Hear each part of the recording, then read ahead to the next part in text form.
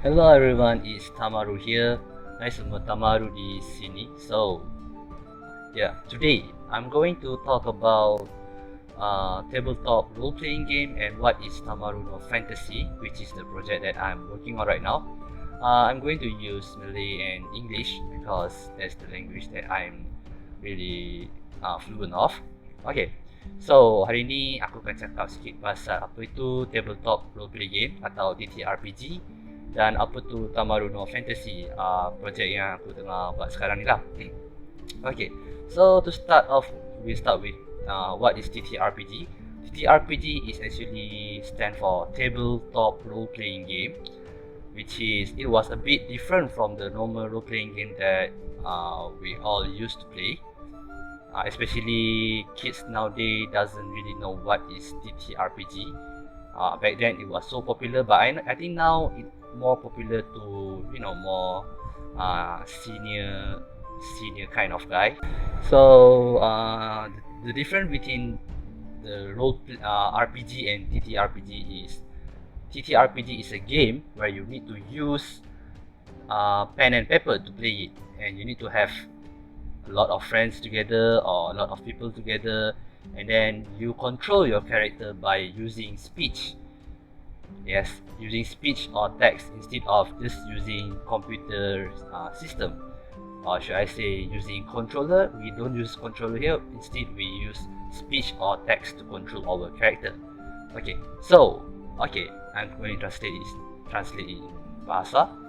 So tabletop roleplay game ni dia adalah satu game roleplay game RPG korang tahu lah kan, game biasa yang kita main tu RPG macam Genshin Impact apa kan, itu RPG. Okay, so Genshin Impact apa semua tu kita guna controller untuk main game tu kan, tapi TRPG ni ialah tabletop roleplay game. So that's mean kita main dengan berimajinasi, and then kita akan guna pen and paper. For some case kita guna pen and paper, tapi mostly sekarang kita buat online version. And ya, game tu kita kawal karakter kita, gunakan suara kita, imajinasi kita, and dia tak ada limit lah, korang nak buat apa dalam game tu semua boleh. Itu adalah TTRPG, the or should I say the original of role play game. Okay, so dulu sebelum ada RPG yang sekarang ni, dulu kita orang main dulu zaman dulu lah, first role play game is TTRPG. So like orang kumpul ramai-ramai, and then semua orang guna imajinasi untuk main game role play ni lah, aka kita semua acting as our character, macam tu. Of course dia ada dia punya rules and regulation yang korang kena follow, and ada banyak jugalah series game TTRPG yang popular. There's a lot of popular TTRPG out there, and such as Dungeon and Dragon, Call of Cthulhu, and many more that are very popular. Even nowadays it was still I think it still have quite a lot of fan base and players out there. Okay. So macam game Dungeon and Dragon, korang maybe pernah dengar Dungeon and Dragon. Dungeon and Dragon tu pun salah satu daripada TTRPG. Lepas tu ada Call of Cthulhu. Game macam tu lah, ada ramai lagi lah fan base dia, walaupun dia tak popular sangat lah kat Malaysia, tapi kat luar negara sangat popular. Okay, so you guys already know what is TTRPG. So right now I'm going to talk about what actually is TNF, which is Tamaru no Fantasy. So as the name suggests, Tamaru no Fantasy is basically a TTRPG, but it's more based on isekai type of TTRPG. Okay, so mula-mula sekali korang dah tahu lah apa tu TTRPG kan. So sekarang ni aku akan terangkan sedikit lah pasal apakah itu TNF, which is project yang aku sekarang tengah buat lah, Tamaru no Fantasy. So Tamaru no Fantasy ni pun ialah satu TTRPG, tapi dia more based on isekai, di mana kita akan main game tu tapi dalam dunia fantasy gitu, dunia lain lah, macam anime punya isekai punya genre. Okay, so dalam game ni, so dia ada lore dia lah. Lore dia tu mudah je, like korang main game Tamaru no fantasy, like it was actually a normal role-play game, RPG instead of the RPG. Tapi suddenly, all of you transported into this isekai world, and then with the character that you created in the game. So when you create the character, everything, and then you be transferred into this new isekai world, and you will start your new journey there. Okay, so yeah, so the mission and objective is very general. It's up to individual. So like you can literally make your own character and then your own goal, your own motivation. So like what you want to achieve in this fantasy world, like maybe you want to become the strongest swordman, or you want to become the richest, or you want to have a beautiful wife, or you want to actually investigate about the strange phenomena and many more things. So the objective is up to the person itself. So like you can literally do everything in this fantasy world. So yeah, so the rest is up to your dice and your action to decide whether you actually achieve the objective or not. Okay, so objektif dengan mission dalam game ni tu ialah macam dia bukan banyak lah, like dia general sebab karakter tu korang akan buat sendiri lah. Karakter korang tu korang akan buat sendiri based on korang punya preference. Lepas tu karakter korang tu pun ada background story pasal diri dia sendiri apa semua, and then dia ada objektif dia sendiri, and then apa yang dia nak capai lah dalam dunia tu, like dia nak jadi yang paling kuat ke, yang paling kaya ke, nak kahwin dengan NPC ataupun perempuan cantik ke, like literally everything you can do in this fantasy world. Okay, korang boleh buat apa je lah dalam dunia fantasy ni, tapi dengan syarat korang punya action and dadu punya throw tu kena bagus lah untuk berjaya objektif tu. Okay, so that is literally the mission and objective. So it was literally, the objective is literally what you want to do in this isekai world. Okay, so in this TTRPG we have origin, which is the mechanic, the character creation. So dalam JNF ni kita ada origin lah. Origin tu ada kaitan dengan character creation yang korang akan buat kalau nak main lah game ni. So we have 6 okay. Oh sorry, so we have 6 different races in this TTRPG. So apparently we have beast, which originated from mountain, and then we have angel, which originated from sky, and then we have human, origin from city, ocean, which is we have Atlantis, underworld we have demon, and the forest we have elf. So each of the races actually will play very important role for you to create your character. Okay, so each of the character have their own specific skill set that will help you throughout your roleplay. So dalam TTRPG ni kita ada banyak origin, ada 6 origin, and then kita ada juga 6 races lah. So kita ada beast daripada mountain, and then kita ada angel daripada sky, human daripada city, Atlantis daripada ocean, demon daripada underworld, dan juga elf daripada forest. And then setiap races ni ataupun setiap bangsa ni dia ada dia punya specific skill dia sendiri, like specific skill set dia sendiri. Kalau korang pilih human, maybe intelligence dia lagi tinggi, tapi dia punya magic apa semua tu lagi rendah lah, berbanding dengan elf dengan demon. Okay, so and then in this game also we also have HP, and then we have skill point, we also have weapon. Dalam game ni pun macam game RPG yang biasa korang main, dia ada level, dia ada HP, dia ada MP, dia ada skill point dia sendiri. So korang boleh dapat semua tu macam game biasa juga, like ada event ke ataupun korang selesaikan quest apa semua, and then korang boleh lah dapat reward daripada GM korang. Okay, so next is I'm going to talk about the gameplay and the character. So the first gameplay, before you play the game, you actually need to build your own character first. So that's the first thing that everyone need to have before before joining any TTRPG. Like it was common things. So I think in D&D we have the own character sheet, and in TNF also have character sheet. But then it more simple than D&D one. Okay.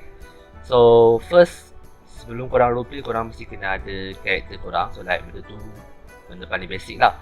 Like every RPG game, TTRPG game memang kena ada karakter sendiri. So like korang kena buat karakter tu sendiri.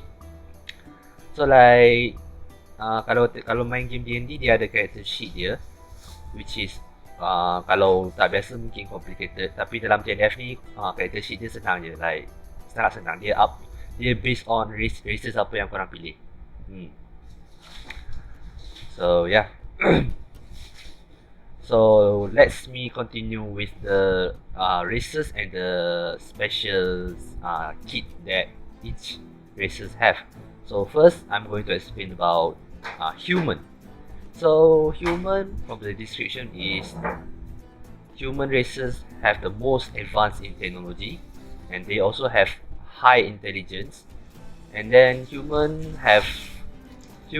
compared to other races have the weakest physical and magical energy, but they have better ability to learn new things. So yeah, so that is human. So when you use human, basically you are not very strong early game, but you will become stronger when throughout the roleplay lah. You can learn a lot of things and then you also have high intelligence. That is for human races. And human also rely mostly on tech to support themselves. Yes. So next we also have elf from the forest. So elf races able to manifest elemental magic such as fire, wind, earth, and water. They also can learn the combination magic once they advance. But elf also have weak physical properties, but I would say second weakest. And then they also have advanced hearing, better than other races. So yeah, so when you pick elf, you can learn a lot of elemental skill, elemental magic. So if you guys want to learn, you want to do cool things like avatar and stuff, you can always pick elf for your character. So yeah, I'm going to translate it in bahasa first. So first kita ada karakter lah. Karakter pertama sekali, dia ada banyak karakter, dia ada 6 karakter. So first ialah human, which is manusia lah. So manusia ni dia advance dalam teknologi, and then dia pun ada intelligence yang paling tinggi lah berbanding dengan races lain. Tapi dia physical dengan magical energy dia paling lemah sekali. Like kalau nak buat skill apa semua tu based on magic, so dia akan damage dia paling rendah lah berbanding dengan races yang lain. Tapi manusia ni dia early game dia noob skip, dia more to late game punya lah, sebab dia ada ability untuk learn new things better. Like korang boleh learn a lot of new skill set berbanding dengan orang lain. And then manusia ni pun mostly rely on technology lah untuk battle. Yes. Next is elf. So elf ni dari hutan lah. So elf, kalau korang pilih elf, korang akan boleh manifest kuasa elemental macam ada angin, api, tanah dan air. So and then bila korang dah level up nanti pun korang boleh combine magic apa semua jadi kuasa yang lagi higher punya elemental lah. Tapi elf ni pun dia ada weak punya physical properties lah. So like dia pun lemah dalam serangan physical. Tapi dia tak selemah manusia lagi lah. Like elf ni lagi kuat daripada manusia sedikit. Tapi banding dengan race lain, elf ni pun agak squishy lah. And then diorang pun ada advanced hearing punya ability. Dia ada pendengaran yang sangat bagus lah, elf ni. Okay, so that's it for humans. We are going for the beast. So beast is basically human that have animal-like feature, such as fur, tail, and more tough body. Okay, so beast also are the best in terms of physical strength and brute force, but they have lower magic manipulation and lower intelligence.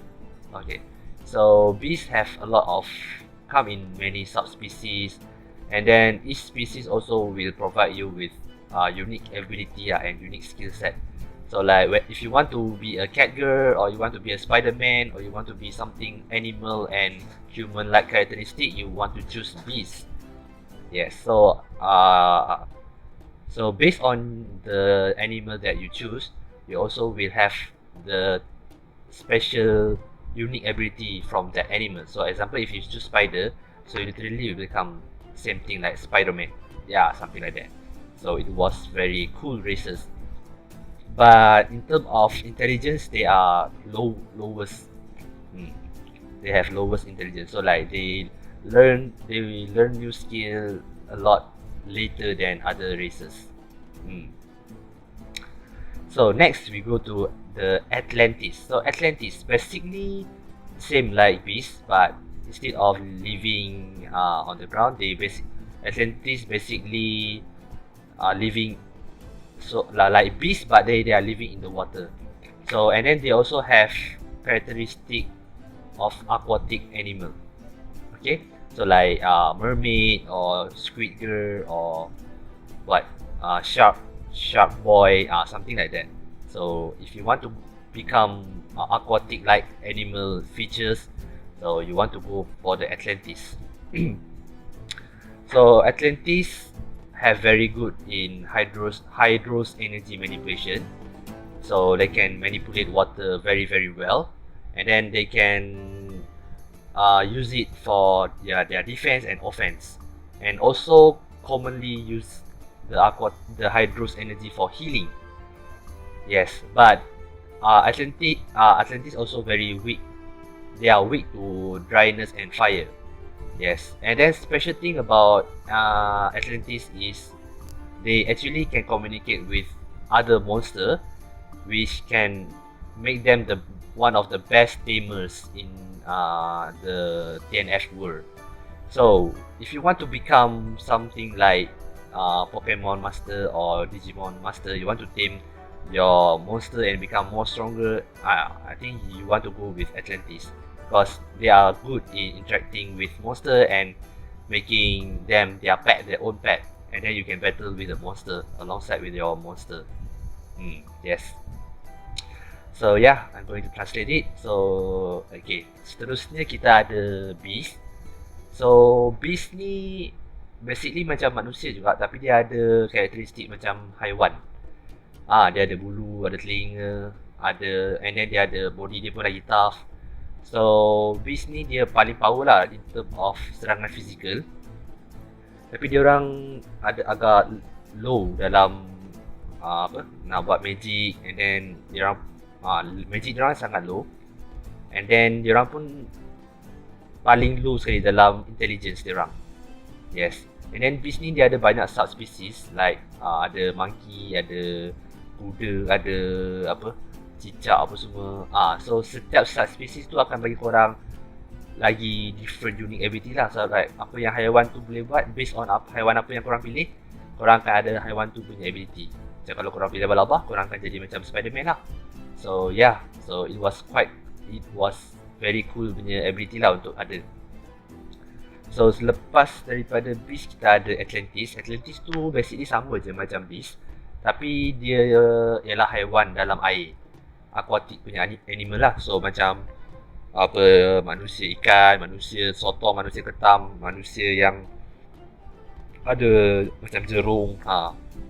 So Atlantis pun dia ada physical kuat, physical ability, physical strength dia pun kuat juga.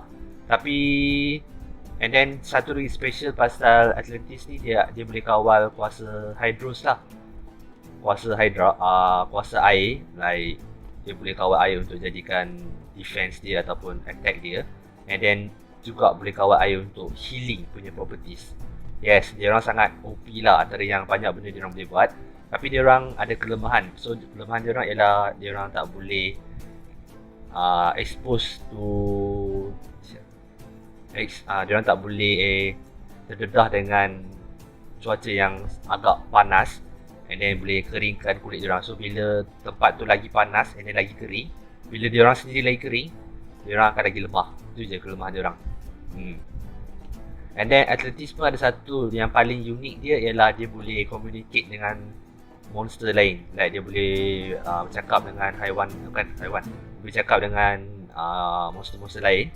And then bila dia boleh cakap dengan monster lain tu, dia boleh sign patch dengan monster lain, and then buatkan dia orang macam Pokemon Master lah. Like dia orang boleh bela haiwan tu, and then bela monster tu, and then dia orang boleh control monster tu untuk lawan tu dia orang. Yes, so kalau korang nak macam playstyle, korang macam nak berlawan dengan, bertarung dengan monster apa semua, nak bela monster macam Pokemon, Digimon. So yeah, Atlantis is something good for you. So yeah, next we are going to talk about demon. So demon is demon, literally like the name suggests. So it was associated with evil and supernatural beings such as ghost, zombie, vampire and phantom. So demon are able to learn dark magic. Example would be blood magic, shape-shifting, shadow magic and even curse enhancement. They also have corruption magic to hunt down other races, but these demon races are actually vulnerable to holy magic, and they also will be weak if exposed to much of sunlight. So that's why they are living in underworld, which is the bottom of the world, bottom of the surface of the world.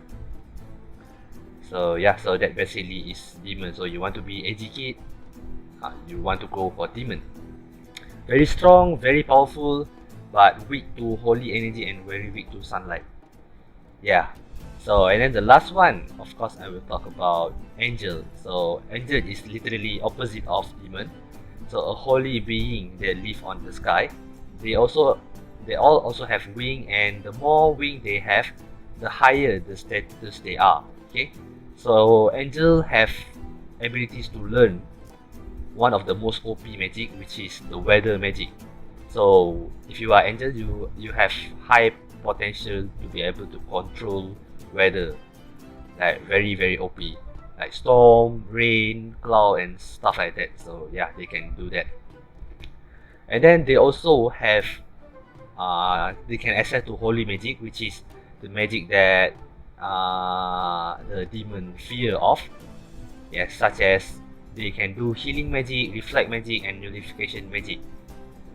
But even though demon they are strong against demon, but angel also weak against corruption magic. So yeah, so each of them is actually counter to each other. And then angel also is the fastest race among all of the races, because they have a wing and they can move at very high speed, but then it will drain a lot of energy. Yeah. So yeah, so kita ada next races, kita ada demon. So demon tu syaitan lah. So like associate with dia orang ni macam apa, hantu, zombie ke, pontianak ke, phantom ke. And then demon ni dia ada special ability untuk belajar ilmu hitam lah. Macam dia boleh blood, dia boleh kawal darah, lepas tu boleh tukar-tukar bentuk badan, and then boleh kawal bayang-bayang, lepas tu even dia boleh buat sumpahan apa semua tu. So itu ialah demon lah. Tapi dia orang ni OP sangat, tapi dia orang lemah dengan tenaga suci dengan tenaga matahari. Bukan tenaga matahari, dia orang lemah dengan matahari. Kalau kena matahari terlalu lama, dia orang akan jadi lagi lemah lah. So sebab tu dia orang demon ni selalu akan tinggal dekat bawah daripada dunia, apa? Bawah daripada bumi lah, bawah dalam kerak bumi, dia tinggal dekat underworld. So and then dia orang pun selalunya dia orang akan keluar dalam waktu malam je untuk untuk hunting ke apa. So itu demon. So bila cakap pasal demon, kita akan cakap pasal angel. Angel literally malaikat. So diorang tinggal dekat atas langit. So diorang ada sayap. So lagi banyak sayap diorang ada, lagi tinggi status diorang. Lepas tu angel ni dia boleh learn holy magic.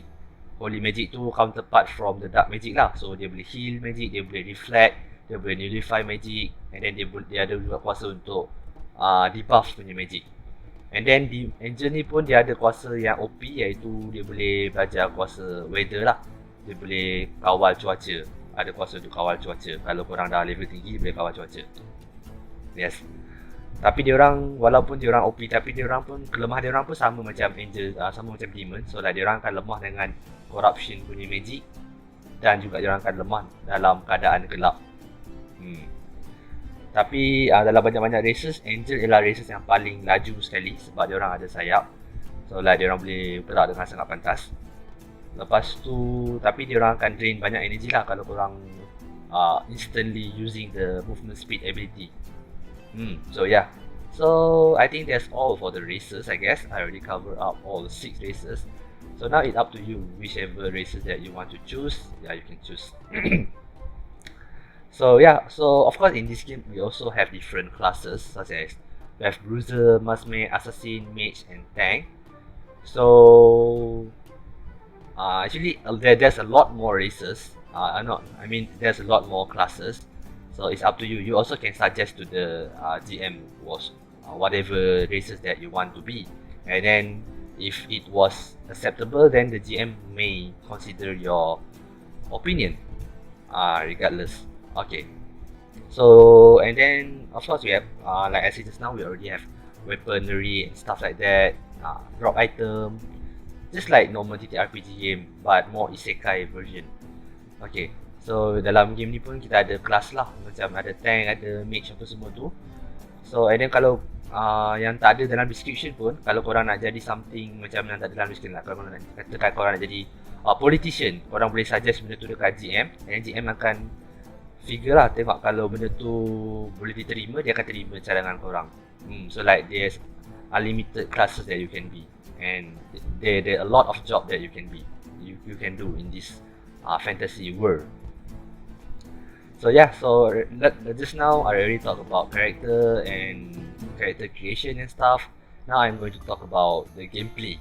Okay, so there's not much to talk about game. I only make it really short. I'm going to make it really short. So yeah, the first one, like I said just now, of course you need to have your own character. So you need to create your own character with your own origin and your starting weapon. You don't need to.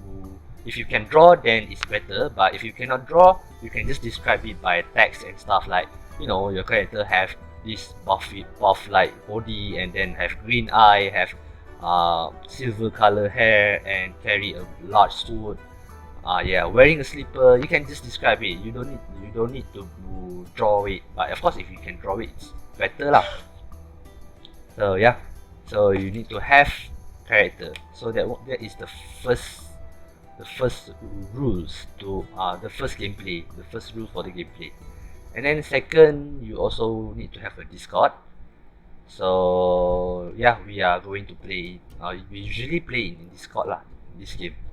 So once you accepted, the game master will send the link for the roleplay room for you. And then the game also will play via voice calling. So like we are using our voice to play. So some of the roleplay game using text, but this one we are using voice. So like you can voice acting, you can interact, more fun. Yeah. Okay. So the third rule is once the game is start, the GM will literally describe the situation. So as a player, you need to listen carefully, and when the GM asks you to make a decision, you are free to voice out what you're going to do with your character. Basically, you can do anything that you want as long as it's applicable in the situation. So when you want, so then come to the four step. Yes. the fourth step is during action time.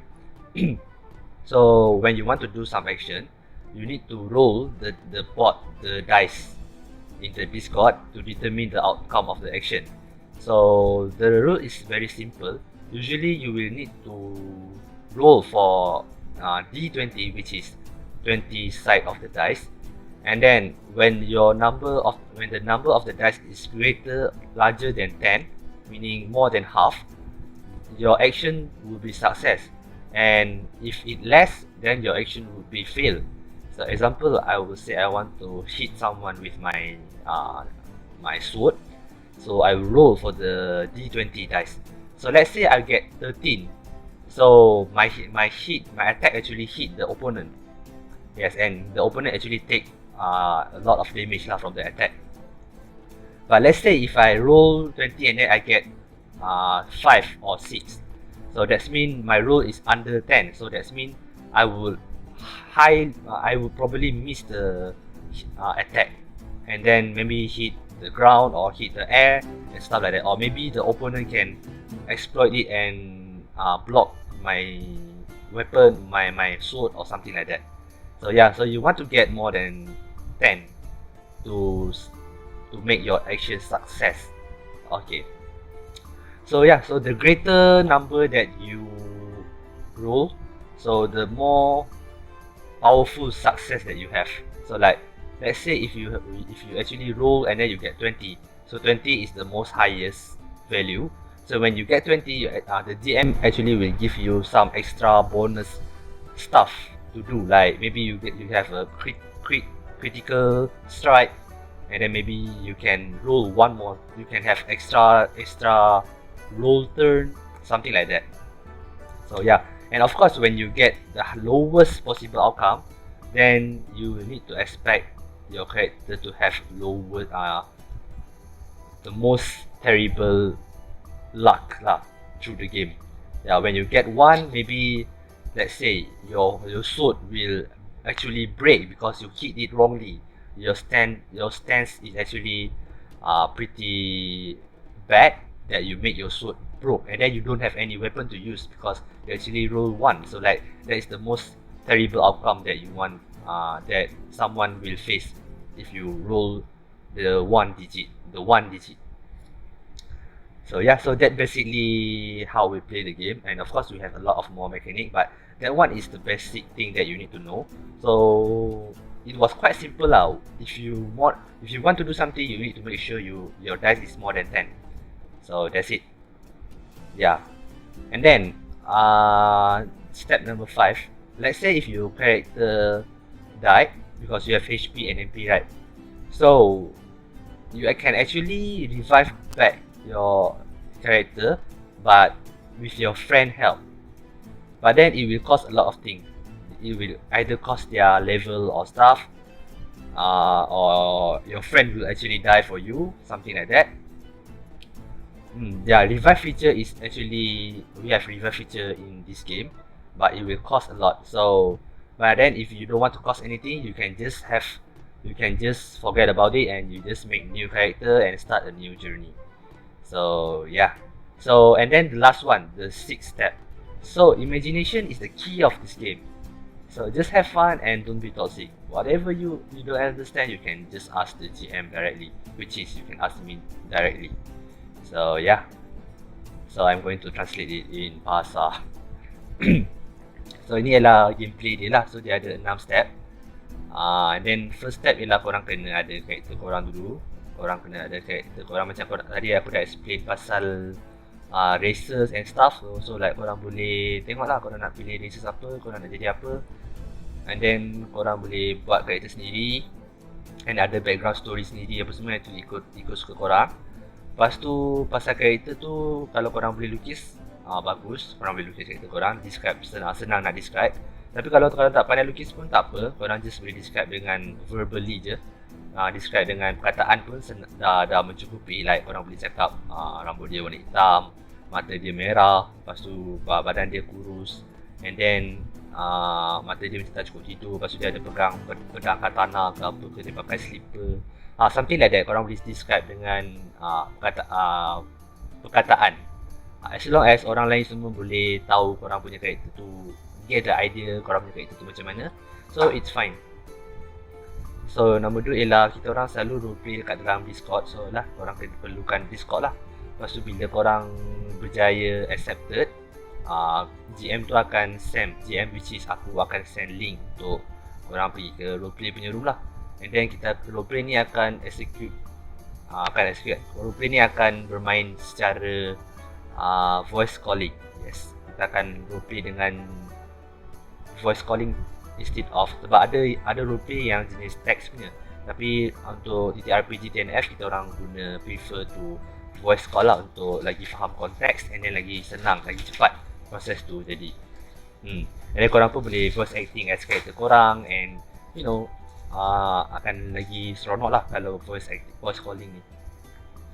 And then step number 3, bila dah start game tu, GM tu game master lah, which is aku, dia akan describe situasi tu lah. So korang kena dengar dengan teliti situasi tu, and then korang kena imagine lah korang kat situasi apa semua korang kena imagine. Lepas tu bila GM cakap kat kau untuk korang nak buat apa, lepas tu korang boleh bagi tahu je kat GM korang nak buat apa dalam situasi tu. Like kalau katakan dalam keadaan gelap, korang tak nampak apa-apa, korang ada nampak ada satu mancis kat dalam bawah tanah, katakan situasi dia macam tu. Lepas tu korang boleh, lepas tu GM akan tanya, okay, apa yang kamu nak buat? So kau boleh cakap kau nak ambil mancis tu and then cuba untuk nyalakan api, ataupun kau just nak ignore je mancis tu, kau nak just cari je tempat keluar sini apa semua. Yang tu ikut suka korang. Korang boleh control kereta korang tu sebagaimana korang nak. Yes, as long as benda tu still within the situation, as long as kereta korang tu still apa yang korang buat tu logik dengan situasi korang ada sekarang. Yes, and then step nombor 4. So bila korang nak buat action macam tadi, katakan korang nak cuba nyalakan mancis. Okay, so bila korang nak nyalakan mancis tu dikirakan satu action kan. So bila nak buat action, so korang kena lontar dadu yang ada 20 digit. Yes. So dekat dalam Discord tu ada dice board tu. So nanti diorang akan ajar lah macam mana nak guna tu, senang je. So bila dia ada 20, total number dia ada 20. So untuk berjaya buat action yang korang nak buat tu, katakanlah untuk berjaya nyalakan api tu, korang kena lebih daripada 10 untuk berjaya nyalakan api tu. So bila korang baling dadu tu, number yang korang dapat tu kena lebih daripada 10 lah untuk berjaya nyalakan api. So kalau korang dapat 11 ataupun 12, so api tu akan berjaya dinyalakan. And then bila korang dapat, kalau korang baling dadu, korang dapat 6 ataupun 5, korang gesel, lepas tu tiba-tiba yang korang perasan kata mancis tu patah apa semua. So like fail, action korang buat tu akan fail. So dia based on dadu. Okay. And then lagi tinggi number yang korang dapat, lagi lagi tinggi korang punya probability untuk sukses tu. So lagi rendah, lagi teruk lah korang punya luck nanti. So itu je. Kalau korang dapat 20, like korang maybe akan dapat extra turn ataupun akan dapat critical damage macam tu. Kalau korang dapat 1, maybe korang buat puasa tu, lepas tu tiba-tiba kena kat diri sendiri ke apa semua, kena like the worst possible outcome lah. Benda yang paling teruk sekali kalau dapat 1. So dalam game ni, step kelima pula, dalam game ni kalau karakter korang mati, either korang boleh dia ada sistem untuk revive karakter. Tapi untuk revive karakter tu macam korang kena buat quest lah. Macam kalau sama ada macam Dragon Ball tu, nak cari Dragon Ball ke apa benda ke macam tu, untuk revive karakter korang. Tapi korang tak boleh revive lah, korang kena gantung pada orang kawan korang untuk tolong korang untuk revive, kalau korang nak revive karakter korang tu. Tapi dia akan cost banyak lah. Kalau maybe kawan korang akan mati, ataupun level kawan korang semua akan tolak untuk cuba revive korang punya karakter balik. Yes. Ataupun kalau malas apa semua, korang just boleh buat karakter baru, start balik journey daripada level 1 balik. Itu dia punya rule. So if you die, then you die. Macam tu lah. And then the last one, yang last kali ialah imajinasi lah. Imajinasi tu ialah kunci utama untuk game ni. So game ni yes, bukan untuk semua orang. Orang yang nerd and orang yang very have very high imagination je yang boleh join. And then kalau korang nak try untuk socialize and do stuff like very fun stuff lah, you can join this game whenever that you want. Just have fun and jangan jadi toxic lah. So apa-apa yang tak tahu boleh tanya terus dekat aku ataupun GM. So good luck rolling the dice. Bye bye, see you in the next chapter.